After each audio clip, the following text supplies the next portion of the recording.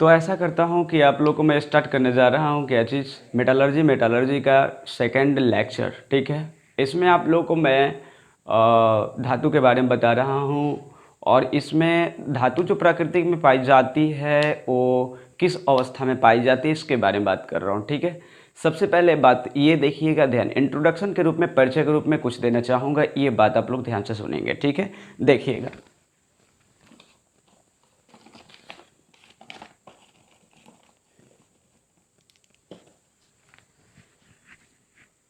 तो देखिए, पहले बता दूं, धातु जो होते हैं, ये बात आप लोग जान लीजिए, मुख्यतः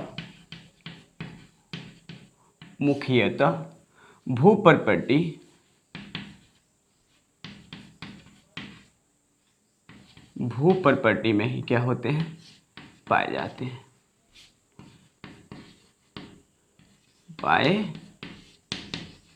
हैं,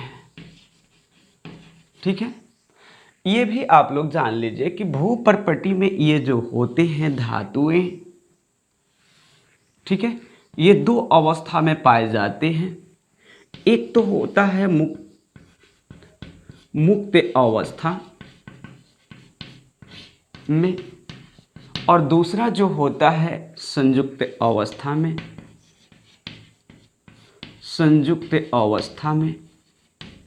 एक बात ध्यान रखने वाली होएगी, तो इसको आप ध्यान रखना, कुछ धातुएं जो होते हैं, ये बात जान लीजिए, कुछ ही धातु जो होते हैं वो मुक्त अवस्था में पाए जाते हैं, कुछ ही धातु जो होते मुक्त अवस्था में पाए जाते हैं। लेकिन क्या होता, अधिकांश जो होते हैं, ठीक है, अधिकांश की बात करते हैं, अधिकांश धातुएं जो होते हैं वो किस अवस्था में पाए जाते प्रिय बंधु, तो ये संयुक्त अवस्था में पाए जाते हैं। ठीक है, तो अब ये कहोगे कि सर ये बताओ, और एक चीज मैं बताना चाहूंगा कि धातु जो होते हैं, ये धातु की बात करता हूं, तो धातु की प्राकृतिक में उपलब्धता जो होती है, उपस्थिति जो होती है, वो धातु की रासायनिक प्रकृति पर निर्भर करती है। जो भी धातु के बारे में वो संयुक्त अवस्था में हो या मुक्त अवस्था में हो, वो धातु की प्राकृतिक में उपलब्धता धातु के रासायनिक प्राकृतिक पर निर्भर करता है कि उसकी केमिकल नेचर कैसा है, उस पर वो डिपेंड करता है। ठीक है, जैसे देखिए यहाँ मुक्त अवस्था में पाए जाने वाले धातु को कैसे डिफाइन करेंगे, मुक्त अवस्था में पाए जाने वाले धातु या तत्व जो होते वो क्या होते हैं।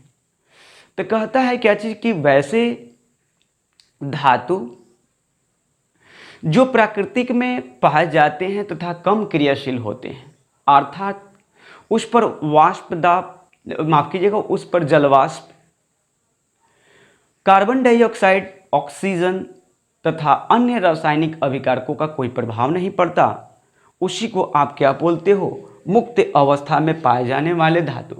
जैसे आप लोगों ने सुना होगा कि प्राकृतिक में कुछ ऐसे धातुएं पाए जाते हैं जो नदियों से निकाले जाते हैं, ठीक है, बालू से निकाले जाते हैं। जैसे सोना की बात करें, चांदी की बात करें, प्लेटिनम की बात करें, ये महंगी मेटल जो होती है, ये क्या होती है, नदियों में पाए जाते हैं। जैसे आप लोगों ने सुना होगा कृष्णा नदी, भारत के एक ऐसी नदी है कृष्णा नदी, जिसमें सोना जिससे निकाला, उसमें से सोना निकलता है। ठीक है, तो अर्थात कहने का मतलब ये हुआ मेरा कि ये जो होते क्यों ऐसा होते हैं, रीजन क्या है कि वो कृष्णा नदी में वो पाए जाते हैं, क्योंकि वो मुक्त अवस्था में, क्योंकि न तो कोई अपना ऑक्साइड बनाते हैं, न तो कोई अपना सल्फाइड बनाते हैं, न तो अपना कोई कार्बोनेट बनाते हैं। अर्थात वो बालू में क्या होते हैं, मुक्त रूप में पाए जाते हैं। अर्थात उस पर न तो जल का कोई प्रभाव पड़ा, न तो कोई ऑक्सीजन का, न तो कोई ये बोलते हैं क्या चीज़, कार्बन डाइऑक्साइड तथा अन्य रासायनिक अभिकारकों का कोई प्रभाव नहीं पड़ा उसमें। ठीक है, तो यही बात मैं बोलता हूं कि वैसी धातुएं जो कम क्रियाशील होते हैं, तथा जिन पर, अर्थात कह सकते हैं या तथा जिन पर जलवाष्प, कार्बन डाइऑक्साइड, ऑक्सीजन तथा अन्य अभिकारकों का कोई प्रभाव नहीं पड़ता, उसको प्रिय बंधु क्या बोलते हो बताओ? उसको बोलते हो आप लोग मुक्त अवस्था में पाए जाने वाले धातु। एग्जाम्पल के रूप में देना चाहूंगा, जैसे आप लोगों ने सुना होगा Au सोना, Ag चांदी, Pt प्लेटिनम, Ag क्या है पारा और Cu, ठीक है। ये जो कहलाते हैं, याद रखेंगे, मुक्त अवस्था में पाए जाने वाले धातु। लेकिन मुख्य रूप से ये तीन ही हैं। मेनली मैं बता दूं ये तीन ही हैं मुक्त अवस्था में पाए जाने वाले। लेकिन इन सबको कॉम्बिनेशन मैंने क्यों दिया? ये कहलाते हैं, जानते हैं क्या कहलाते हैं? ये तत्व आपका एक नाम से जाने जाते हैं, जिनको आप लोग कहते हो अक्रिय धातु बोलते हो। क्या बोलते हो? अक्रिय धातु। अक्रिय धातु बोलते हो, या इसी को बोलते हो नोबल मेटल, या इसी को बोलते हो क्या चीज प्रिय बंधु? यानी कि निष्क्रिय धातु भी कहा जाता है। यहाँ आप लोगों को कन्फ्यूजन भी हो सकता है 10th क्लास के स्टूडेंट, या मतलब इंटर में कुछ लोग को मन में बनता होगा कि हम लोगों ने निष्क्रिय गैस पढ़ा है, अक्रिय गैस पढ़ा, बट धातु नहीं पढ़े। ऐसा रीजन है प्रिय बंधु, ये देखिए ऐसे धातु हैं जो कम क्रियाशील होने के कारण, अर्थात ये अभिक्रिया नहीं करते, तो ऐसे धातु जो होते हैं, यानी कम क्रियाशील होने के कारण इनको अक्रिय धातु के रूप में मान्यता दे दी गई है। समझ में आ गया? तो सबसे अधिक, अब कोई पूछेगा कि बताइए कम क्रियाशीलता अर्थात अक्रियता का क्रम क्या है? सबसे अधिक अक्रिय धातु ये है, उसके बाद ये है, उसके बाद ये, उसके बाद ये। इसमें से निम्नलिखित में से प्रश्न उठा सकता है कि निम्नलिखित में से सबसे क्रियाशील धातु कौन है और सबसे कम क्रियाशील धातु कौन है? ठीक है, तो देखिए इसमें सबसे अधिक क्रियाशील जब ये बना क्रियाशील, यानी सबसे अधिक क्रियाशील ये हुआ, तो सबसे कम क्रियाशील ये है, यानी सबसे अधिक अक्रिय ये है, सबसे कम अक्रिय यहां पर ये हुआ। ये बात ध्यान रखना। फिर से एक बार, अक्रिय ऑर्डर है, यानी अक्रिय का मतलब नोबल मेटल का ऑर्डर है, सबसे अधिक अक्रिय ये है, तब उससे थोड़ा सा कम ये सबसे अधिक, यानी कहने का मतलब कि सबसे कम अक्रिय ये हो गया, सबसे अधिक अक्रिय ये है, तो ये सबसे कम क्रियाशील, तो इसमें इस क्रम में सबसे अधिक क्रियाशील हो गया। क्लियर हो गया? कोई दिक्कत किसी को नहीं हुआ होगा। संयुक्त अवस्था में पाए जाने वाले धातु के बारे में बताते हैं, बस वही डेफिनेशन। वैसे धातुएं जो अधिक क्रियाशील होते हैं, अर्थात वायुमंडल में उपस्थित जलवाष्प, उसके कार्बन डाइऑक्साइड, ऑक्सीजन तथा अन्य रासायनिक अभिकारकों से संयोग कर क्या करते हैं? जैविकों का निर्माण कर लेते हैं। जैसे सल्फेट बना लेते हैं, कार्बन डाइऑक्साइड यानी सल्फेट बना लेते हैं, कार्बोनेट बना लेते हैं, उसके बाद नाइट्रेट बना लेते हैं। ये सारे जो होते हैं संयुक्त अवस्था में पाए जाने वाले धातु। जैसे मैं अब बात करें आप लोगों से Fe के रूप में बात करें, तो Fe बनाता है ऑक्सीजन से, अगर अभिक्रिया करेगा तो आपको बना सकता है Fe2O3 भी बना सकता है, Fe3O4 भी बना सकता है ऑक्सीजन से। क्लियर है? या जलवाष्प से भी रिएक्शन करके अपना ऑक्साइड में चेंज हो जाएगा। Cu की बात यहाँ करते, माफ़ कीजिएगा, मान लीजिए कि ये एल्युमिनियम भी अपना ऑक्साइड बना लेता है, तुरंत ऑक्साइड बना लेता है। ठीक है, तो ऐसे इस प्रकार से ये अधिक क्रियाशील होने के कारण ये क्या होते हैं? अपने ऑक्साइड, जैसे सोडियम मेटल भी अपना जल्दी ऑक्साइड बनाता है, अपना ये भी क्या होता है आपका, ये के पोटेशियम भी अधिक क्रियाशील होने के कारण इटीसी ये अधिक क्रियाशील होते हैं। मेरे प्रिय बंधु, ये बात मेरा समझ में आ गया होगा। एक बार फिर से मैं बोलना चाहूँगा, मेरे बातों को ध्यान से सुन ले। क्या बोल रहा हूँ कि यानी धातुएं मुख्यतः भूपर्पट्टी में ही पाए जाते हैं।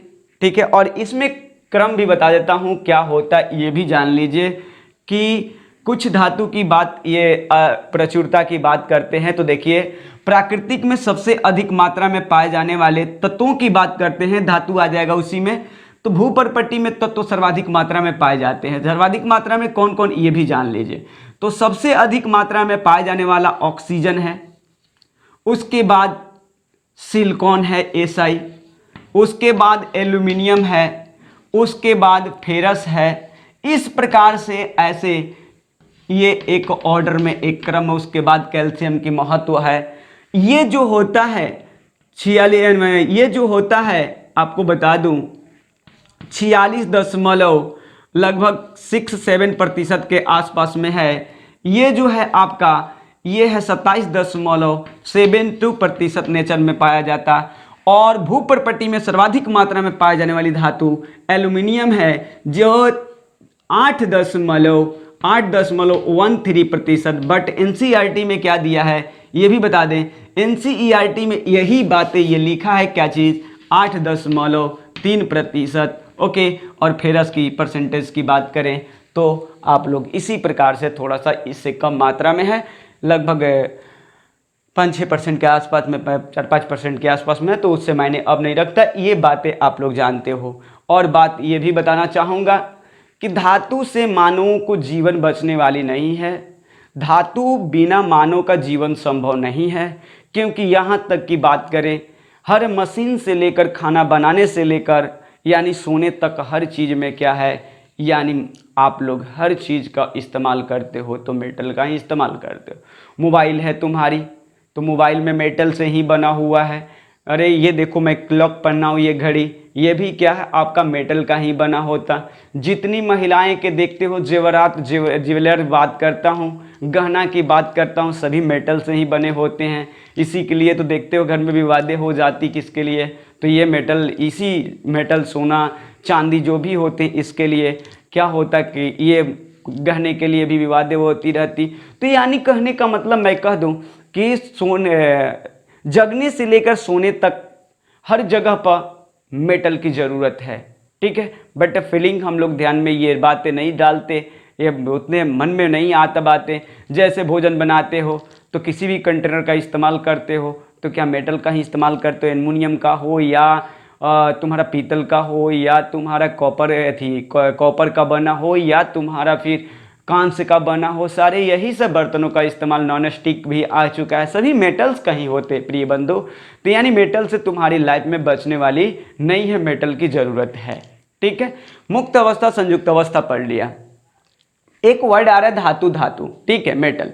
तो देख मुन्ना, मैं ये बोलना चाहूँगा तुम्हें, मेटल धातु होता क्या चीज़ है। देख धातु क्या करता है, अपनी जो आउटर इलेक्ट्रॉन होते जिसको वैलेंसी इलेक्ट्रॉन कहते हो, संयोजकता इलेक्ट्रॉन, उसको क्या करता है, त्याग देता है, छोड़ देता है। और छोड़कर अपने पर क्या करता, पॉजिटिव आयन क्या करता है, तैयार कर लेता। तो उसको तुम बोलोगे मेटल। यानी जो भी तत्व हो या परमाणु हो, यदि वो इलेक्ट्रॉन संयोजकता इलेक्ट्रॉन को त्याग कर धनायन बना लेगा तो मेटल कह सकते हो, ठीक है। या अगर ऐसे नहीं जानते हो तो इसका और कुछ गुण है। देखो जैसे धातु की बात करता हूं तो धातु जो होते हैं, पहली बात आघात वर्धन्य भी होते हैं। आघात वर्धन्य का मतलब बताऊंगा, यानी जैसे मेटल को आप लोगों ने देखा हो, लोहा को हीट करके जब हैमर से प्रहार ऐसे किया जाता है, हैमर मारा जाता है तो मेटल क्या होता है, फैलने लगता है। जब मेटल फैलने लगता है तो उसको बोलते चौड़ा होने लगता, सीट में बदलने लगता, उसको आघात वर्धन्य कहते हो, ठीक है, मोबाइल, ठीक है। उसके बाद में एक तन्यता आता, टेनासिटी आता है। जैसे वायर को लेकर तुम कभी कभी देखा होगा, रंगा तार जो शोल्डर का काम करता है, उसको अगर दांत से खींचोगे मुन्ना, तो खींचोगे दांत से तो ये क्या हो जाएगा, ऑलरेडी फैल जाता है, ऐसे खींचा जाता है। तो क्या चीज़ होता है वो भी याद रखना। तुम्हारे बातें मैं बोलना चाहूँगा कि वो भी क्या है, वो तन्यता कहलाता है। एक बात और है कि तुम जब मेटल पर क्या करते हो, हैमर से प्रहार करते हो तो एक विशेष प्रकार की चमक निकलती है, वो भी क्या होती है, धातुई चमक होती है। दूसरी कंडीशन, दुनिया के हर इलेक्ट्रिसिटी में तुम लोगों ने देखा होगा कि धातु का ही इस्तेमाल किया जाता है, या कॉपर वायर हो या एल्युमिनियम वायर हो या स्टील हो या लोहे का इस्तेमाल किया जाता है। ये सब क्या होते हैं, विद्युत के सुचालक हो गए। ये भी तुम जानते हो ये बातें कि जब मेटल को गर्म किया जाता है, हीट होता है, अर्थात ऊष्मा का संचालन करता है, तो भी क्या हुआ, ऊष्मा का सुचालक हुआ। ये था मेटल के बारे में। नॉन मेटल के यही प्रॉपर्टी उल्टा चलती है, क्या चीज़ कि ये विद्युत का क्या होता है, कुचालक यानी बैड कंडक्टर होता है। ये क्या होता, ऊष्मा का भी बैड कंडक्टर होता है, हीट का भी बैड कंडक्टर, इलेक्ट्रिसिटी का भी बैड कंडक्टर होता है। दूसरी कंडीशन इसमें जो होती है चमक, लाइट जो होती है, ब्राइटनेस जो होती है, वो विशेष प्रकार की जो चमक होती है, स्पेशली जो ब्राइटनेस होती है वो नहीं दिखाई देता, चमक नहीं। और ये बात इसमें अगर इसमें अधातु पर प्रहार करोगे तो इसमें वैसा गुण फैलने का नहीं पाया जाता, ठीक है। तो ये भी याद रखना, इसमें तन्यता का गुण और आघात वर्धन्यता का गुण भी नहीं पाया जाता। एक चीज़ और हुआ कि अधातु जो होता है प्रिय बंधु, ये इलेक्ट्रॉन को, संयोजकता इलेक्ट्रॉन को क्या करता है, ग्रहण करता है। और ग्रहण करता है तो देखो कर्ज, तो ग्रहण करने वाले हमेशा ऋणी होते हैं, ऋणी होते हैं अर्थात कर्ज में होते हैं, तो ये निगेटिव आयन ग्रहण कर लेता है। स्वाभाविक है, देखा होगा तू लोगों ने गांव घर में, या मतलब कि किसी शहर में क्या होते, कोई ऐसे लोग होते हैं जो पैसा देते हैं, ठीक है, कर्ज देते हैं, तो कोई कर्ज लेता है, तो देने वाला व्यक्ति जो होता ऑलवेज धनात्मक होता है। कहोगे ऐसा रीजन सर क्या है, बता दो। तो ऐसा रीजन एक ही है मुन्ना, कि इसका रीजन एक ही होता है कि कर्ज देगा तो वो लेगा, है ना। लेकिन जो कर्ज ले लिया है, जो कर्ज ले लिया है वो क्या है, उसके पास धन संपत्ति तो है बट वो ऋणी है, उसको कभी तो लौटाना पड़ेगा। क्या करना, कभी लौटाना पड़ेगा। समझ में आ गया। इसलिए मैं आपको कहता हूं कि वो ऋणी होता है, और ऋणी होता है तो उसको क्या कहा जाता है, माइनस। अर्थात जिस परमाणु या परमाणु के समूह पर ऋणायन होएगा और क्या कहलाएगा, वही अधात्विक गुण को प्रदर्शित करेगा। अर्थात कह सकते हैं कि वैसे तत्व या परमाणु जो इलेक्ट्रॉन ग्रहण कर ऋणायन बना लेता है अधातु कहलाता है। वैसे तत्व या परमाणु जो यानी इलेक्ट्रॉन, संयोजकता इलेक्ट्रॉन ग्रहण कर धनायन बना लेता है, उसको आप क्या बोलोगे, धातु कहोगे। क्लियर हो गई होगी, कोई दिक्कत नहीं। डेफिनेशन लिखवाते हुए अंतर भी आप लोगों को मैं लिखवाना चाहूँगा। सबसे पहले फिर एक बार अंतर सुनाना चाहूँगा आप लोगों को। Difference between metal and non metal. देखो मैं 0 लेवल से स्टार्ट कर रहा हूँ, इसलिए कि अगर 10th की भी बच्चा कोई अगर देखे तो क्लियर ये चैप्टर उन लोगों का लेसन 3 कंप्लीट हो जाएगी। ये बात ध्यान रखना, मन से देख ले तो कहीं पढ़ने की किसी की ज़रूरत नहीं पड़ेगी, ये गारंटी देता हूँ, ठीक है। तो मैं बताना चाहूँगा धातु और अधातु में डिफरेंस। पहली बात, धातु के लिए डेफिनेशन दे देंगे यही बात कि वैसे तत्व या परमाणु जो संयोजकता इलेक्ट्रॉन ग्रहण कर धनायन बना लेता है। क्लियर, धनायन बना लेता है। जैसे सोडियम मेटल क्या करता है, सोडियम मेटल के पास एक संयोजकता इलेक्ट्रॉन होती है, आप लोग देख भी सकते हो यहाँ पे 11 होता परमाणु संख्या 2 8, एक संयोजकता इलेक्ट्रॉन 1, ये अपनी संयोजकता इलेक्ट्रॉन को लूज किया माइनस के साइन से, तो अब क्या करेगा, एक प्लस बना लिया, तो ये मेटल है, सोडियम मेटल है प्रिय बंधु, ठीक है। और जब इधर बोला ये तो उधर बोल लो। धातु क्या, उधर बोलेगा क्या चीज़ कि अधातु संयोजकता इलेक्ट्रॉन को ग्रहण कर ऋण आयन बना लेता है, क्या कहलाता है, अधातु कहलाता है। क्या कहलाता है, अधातु कहलाता है। क्लियर हो गई ना। अब देखो आगे चलता बात करता हूँ, ध्यान से सुनना मेरे बातों को, ठीक है। मैं ये बोलना चाहूँगा कि धातु के बाद में अब थोड़ी सी आगे बढ़ने जा रहा हूँ। अब इधर आओ, इधर बोलो कि ये उष्मा एवं विद्युत के सुचालक होते हैं, बट अपवाद में लेड विद्युत का कुचालक होता है। पीबी प्रश्न पूछता है कि कौन सा धातु है जो विद्युत का कुचालक होता है, तो लेड। क्लियर, इधर आओगे तो बोलोगे ये विद्युत एवं उष्मा का सुचालक होता है, ऐसे कुचालक होता है कौन, अधातु। अधातु जो होता विद्युत एवं उष्मा का कुचालक होता है। क्लियर हो गई होगी, ठीक है।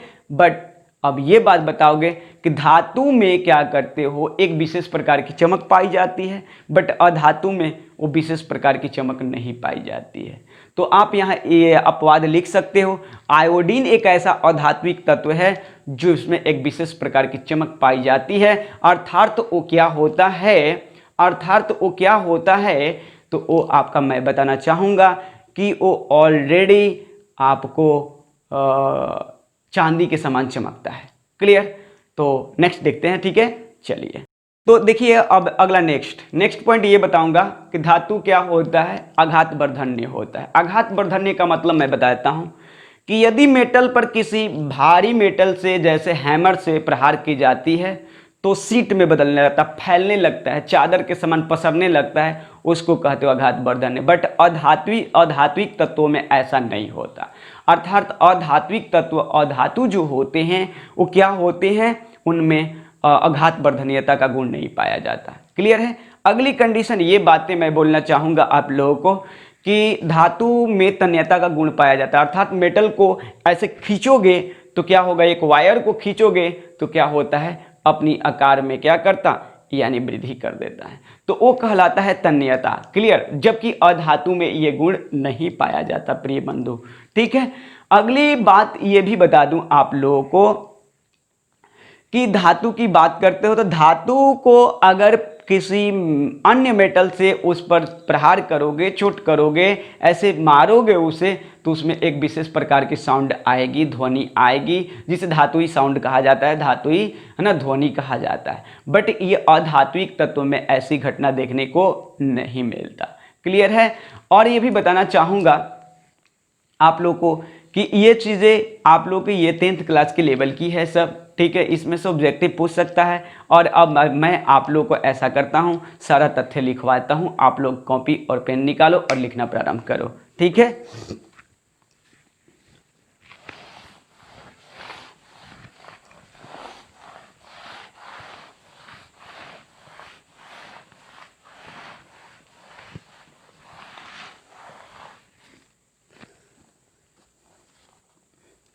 परिचय क्या लिखूं, इंट्रोडक्शन। ठीक है। परिचय, इस चैप्टर का परिचय पहले देता हूं।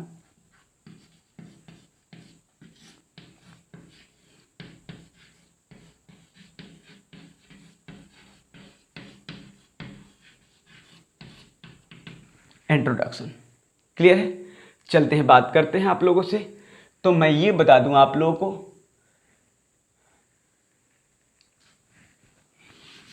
धातु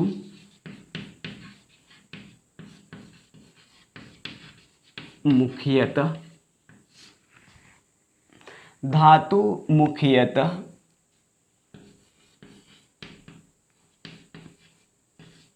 भूपर्पटी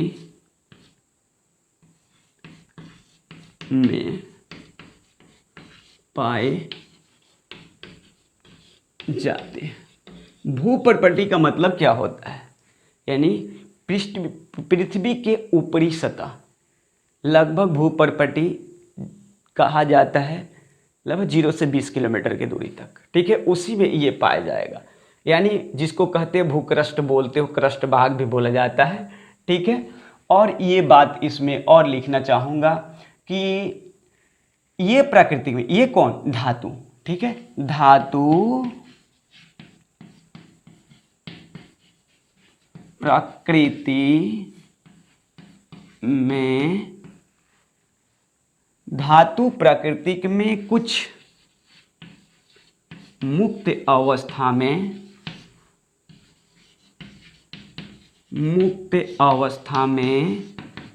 तथा अधिकांश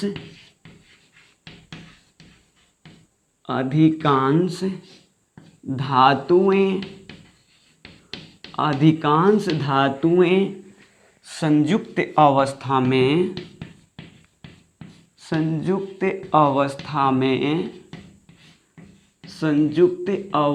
में पाए जाते हैं। धातु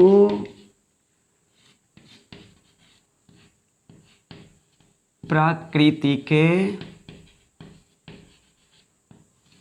धातु की वर्ड लगाना पड़ेगा, धातु की प्राकृतिक में उपलब्धता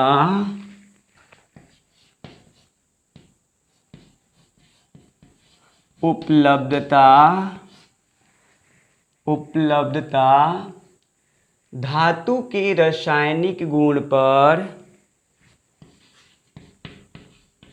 धातु के रासायनिक गुण नहीं, रासायनिक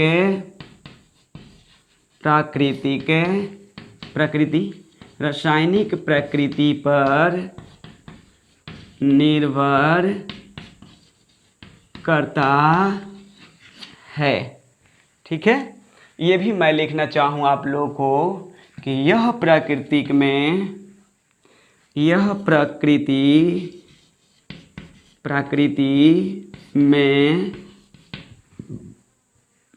प्रकृति में दो अवस्था में पाए जाते हैं। नंबर 1, कौन? मुक्त अवस्था में, इन फ्री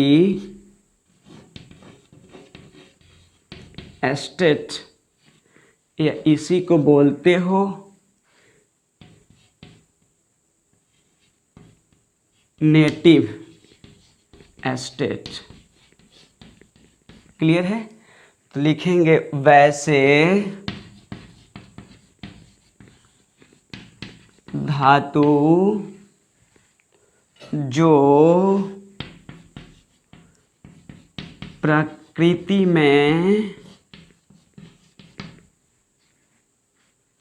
प्राकृतिक में कम, वैसे धातु जो प्राकृतिक में क्या होते बताइए? यानी वैसे धातु जो प्राकृतिक वर्ड हटाइए देते हैं, सबसे अच्छा बेहतर रहेगा आप लोगों के लिए, क्योंकि प्रकृति वर्ड हटाइए, क्यों प्रकृति की तो बातें कर रहा हूँ। वैसे धातु जो कम क्रियाशील होते हैं, अर्थात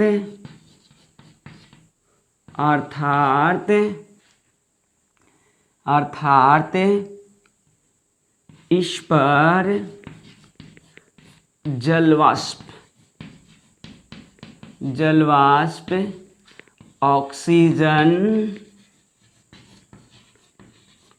ऑक्सीजन एवं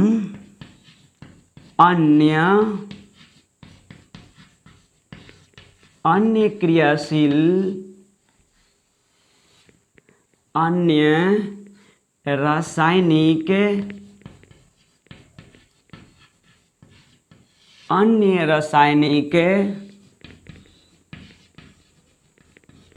अभिकारकों का कोई प्रभाव नहीं पड़ता है, कौमा क्या कहलाता बोलिए? पड़ता है मुक्त अवस्था में पाए जाने वाले धातु कहलाते हैं। ओके, जैसे लिख लीजिए, जैसे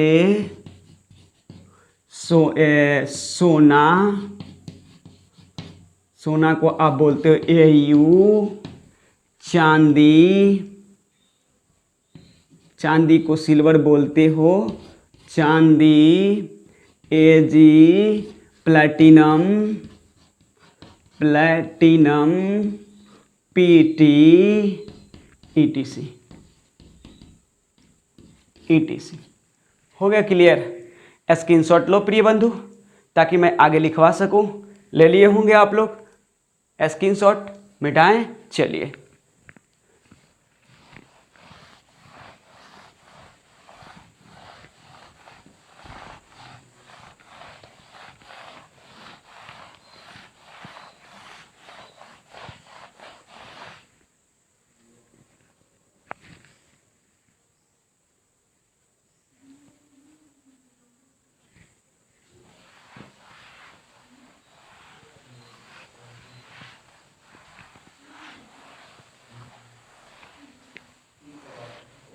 देखिएगा, आगे चलता हूँ, बातें करता हूँ, देखिए ध्यान से, कुछ बड़ी चीज़ नहीं है। देखिए यहाँ ये बात बताता हूँ, नोट में ये चीज़ मैं लिखवाना चाहूँगा। अक्रिय धातु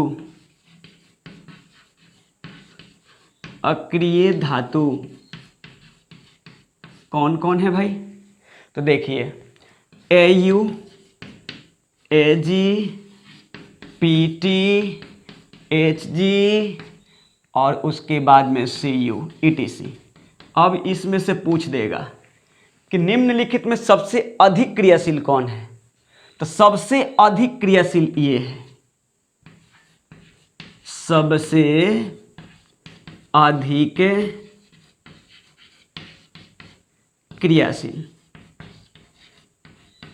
क्रियाशील कौन है?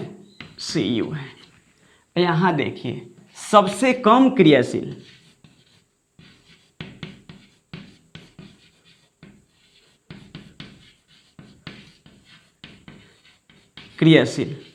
कौन है भाई? तो AU, ध्यान रखेंगे। क्लियर हो गया?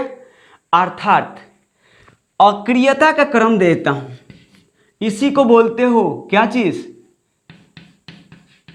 Nobel metal. नोबल मेटल भी कहते हो। अक्रिय धातु, निष्क्रिय धातु भी वर्ड बोलते हैं।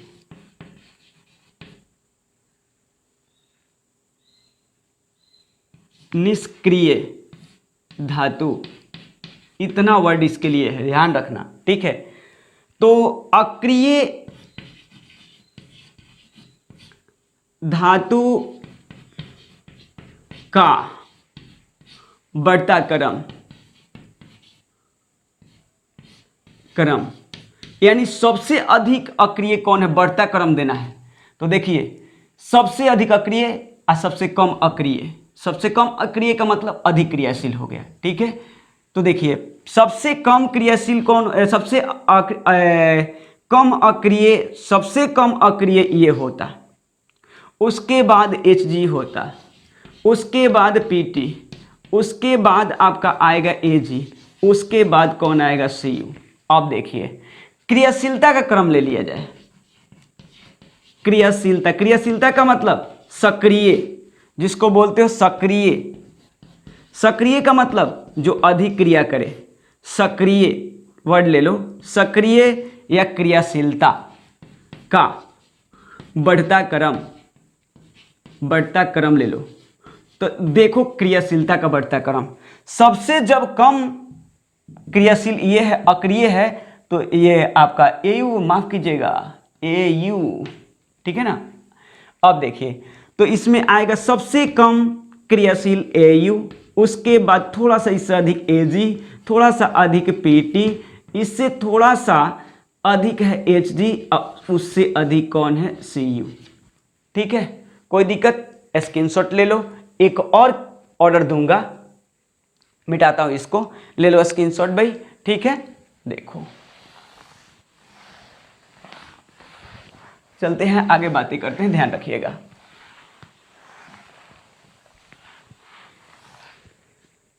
तो देखेंगे आय की बात करें आप लोगों से, तो कोई बड़ी चीज नहीं। देखिए अब क्या चीज लिखवाने जा रहा हूं। भू प्रॉपर्टी में तत्वों की बहुलता का क्रम, यानी सबसे अधिक कौन सा तत्व प्रकृति में पाया जाता है, ठीक है। तो सबसे पहले है ऑक्सीजन।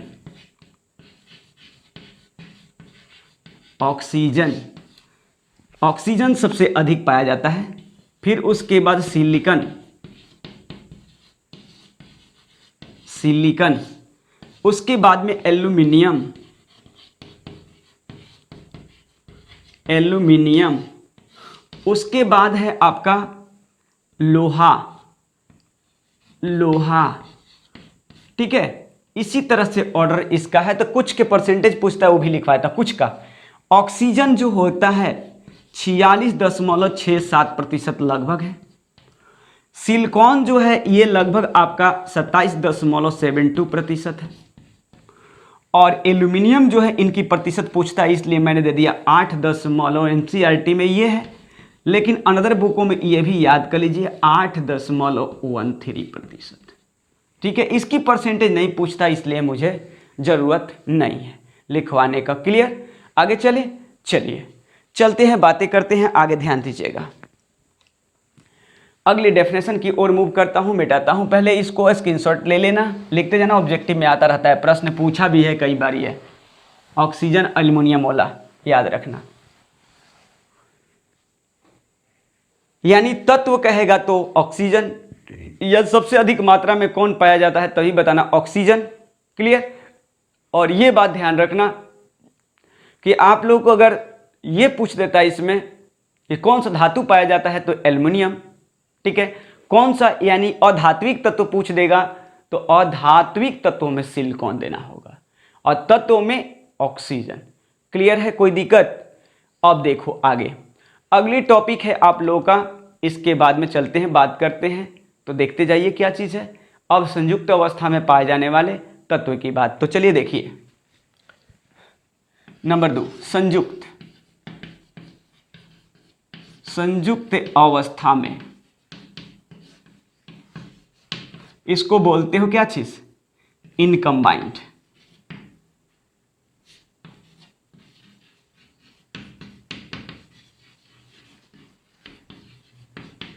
इनकम्बाइंड स्टेट, ठीक है।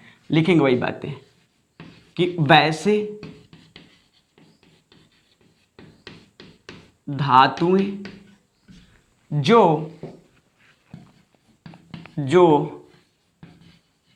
अधिक क्रियाशील होते हैं, अर्थात ये सभी ये धातुएं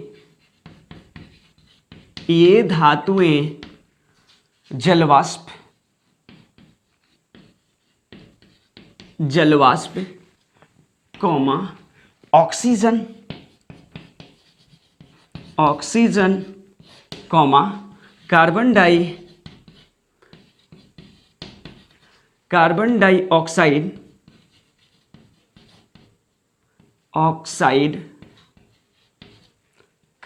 डाइऑक्साइड एवं अन्य रासायनिक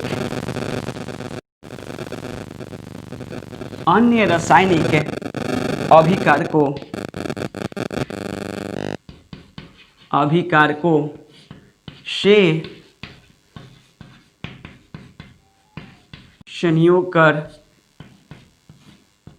संयोग कर यौगिकों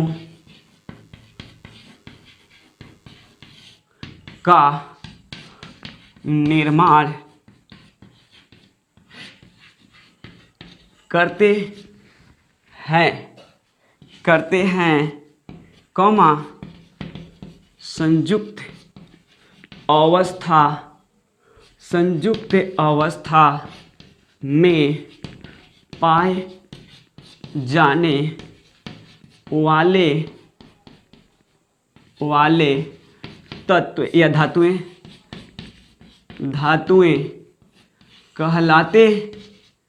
कहलाते हैं। कोई दिक्कत आप लोग को? ये आप लोग ले लिए, ठीक है, देख लिया आप लोग, क्लियर है। अब ये बातें आप लोग को मैं बताना चाहूँगा, देखिए क्या बोलता है, ठीक है, तो देखते जाइएगा।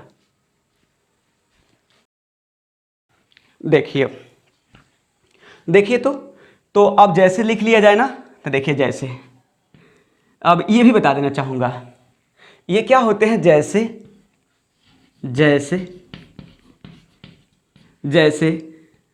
सल्फेट,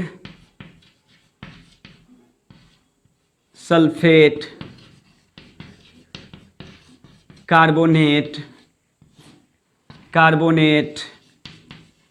नाइट्रेट, ETC कर देता हूँ, ETC का निर्माण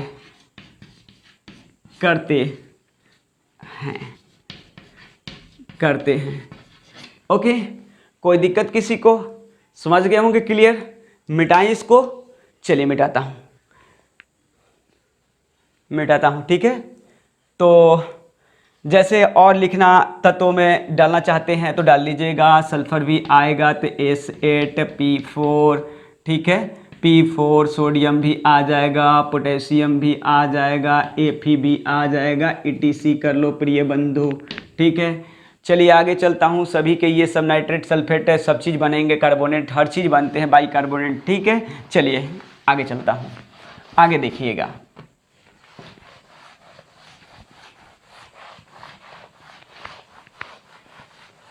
अब मैं डायरेक्ट आप लोग को धातु अधातु में अंतर क्यों न लिखवा दें, उसी में डेफिनेशन हो जाएगी।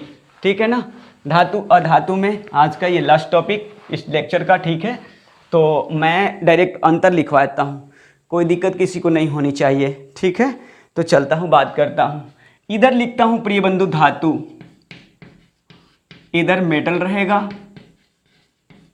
मेटल, और इधर डिफरेंस रहेगा यानी अंतर।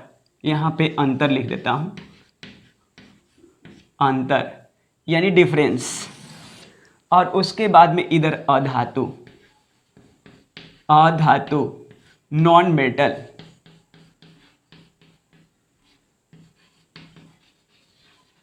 Non metal. क्लियर है? चलिए पहला डेफ देता हूँ इसका। ठीक है, क्या चीज़ पहला क्या होगा देखिए जरा, पहला पॉइंट। तो पहला पॉइंट में लिखेंगे वैसे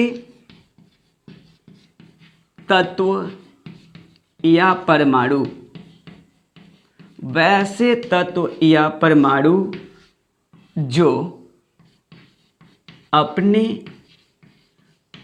संयोजकता इलेक्ट्रॉन, संयोजकता इलेक्ट्रॉन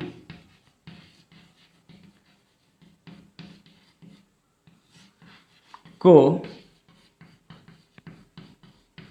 त्याग कर, त्यागना मतलब रिमूव करना, रिमूव कर क्या बनाएगा, धन आयन, धन आयन यानी पॉजिटिव चार्ज बना लेता है, कौमा क्या कहलाता, धातु कहलाता है।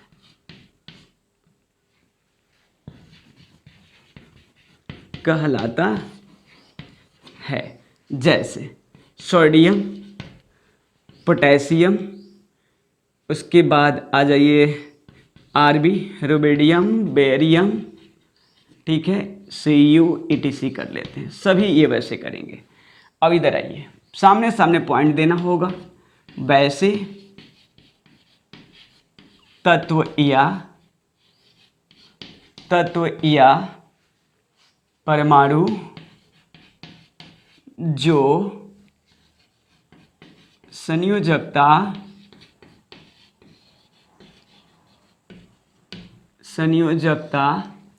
इलेक्ट्रॉन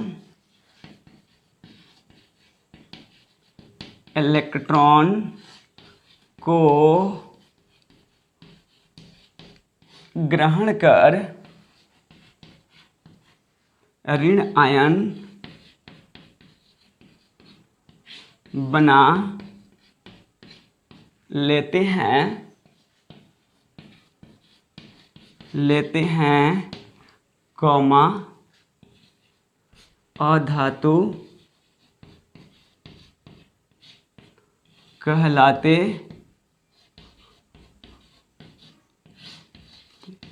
हैं। जैसे Cl2, I2, Br2, S8, ETC, सब ये अधातु हैं। ठीक है, चलिए आगे चलता हूँ। नंबर 2, ये ऊष्मा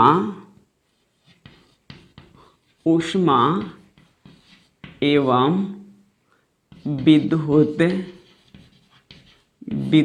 के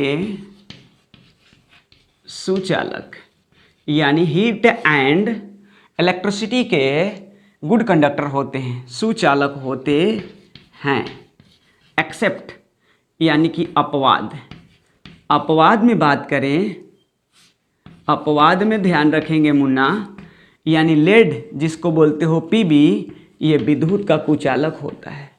सीसा विद्युत का क्या होता, कुचालक, कुचालक, ध्यान रखेंगे, ठीक है, अपवाद है, एक्सेप्ट है।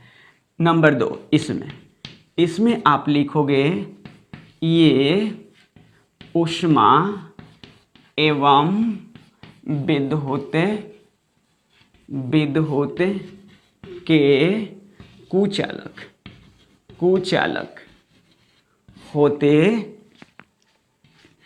होते हैं। लेकिन अपवाद में ध्यान रखो प्रिय बंधु, अपवाद में ग्रेफाइट का नाम सुना होगा, कार्बन के अपरूप है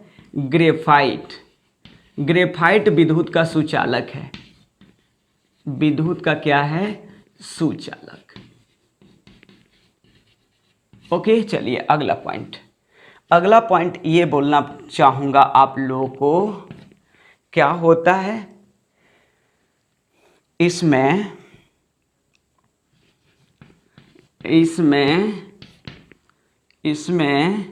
एक विशेष स्पेशल ना विशेष प्रकार की चमक पाई जाती है जिसे धातुई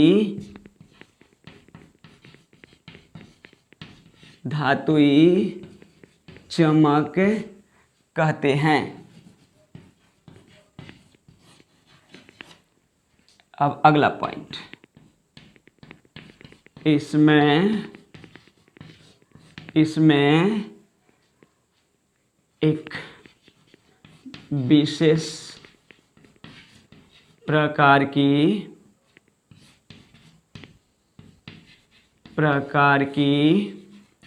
चमक नहीं पाई जाती है। अपवाद याद कर ले, आयोडीन, ठीक है ना, कैसा होता है आयोडीन I2 चांदी के समान चमकता है। अपवाद है, एक्सेप्ट है। क्लियर, स्क्रीनशॉट प्रिय बंधु ले लो, मैं आगे चल सकूं, ठीक है। अगला पॉइंट चौथा लिखवा दें, चलिए देखिएगा, मिटाता हूं।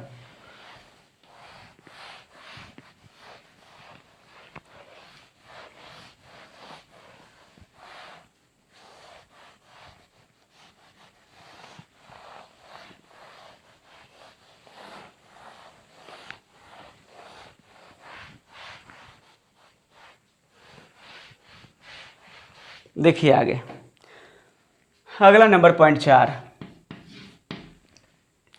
नंबर में क्या लिखवाना है ये देखिएगा, लिखेंगे ये अघात वर्धन्य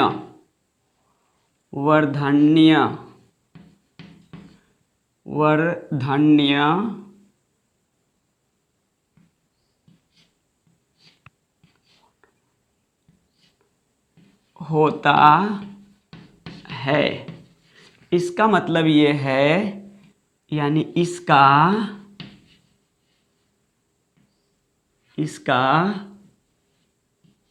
अर्थ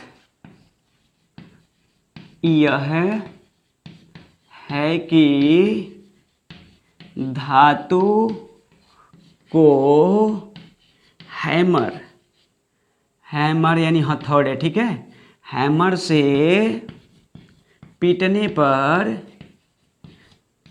पर यानी क्या होगा, चादर में बदलता है। ओके, चलिए यहाँ लिखा जाएगा पॉइंट नंबर 4 में, ये आघात वर्धन्य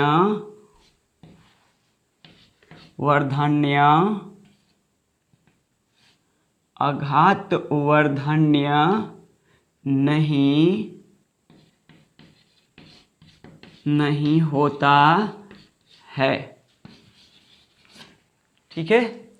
अब देखिए नंबर 5, इसमें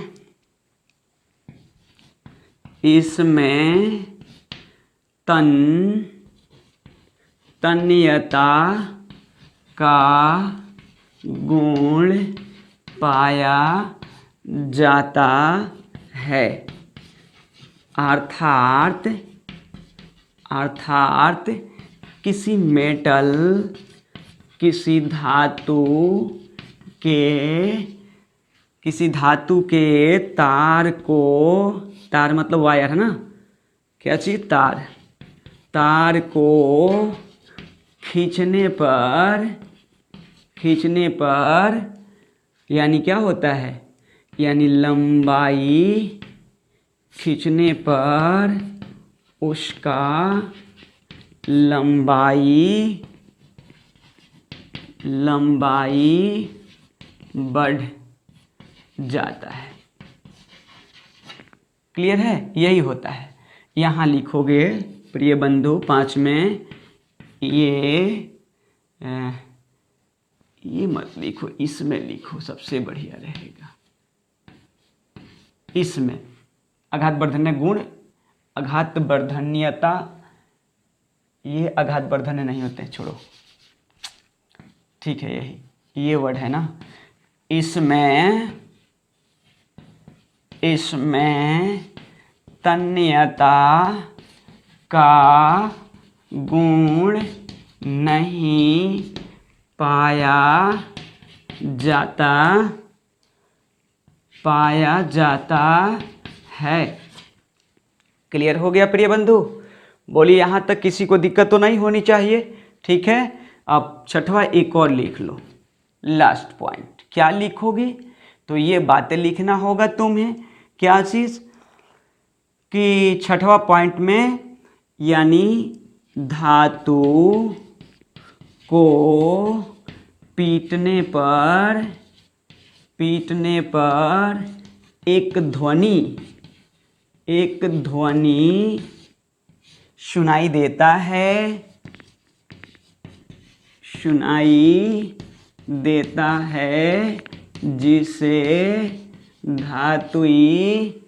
जिसे धातुई ध्वनि यानी साउंड ध्वनि कहते हैं। हो गया? इसमें डायरेक्ट लिख दो, इसमें धातुई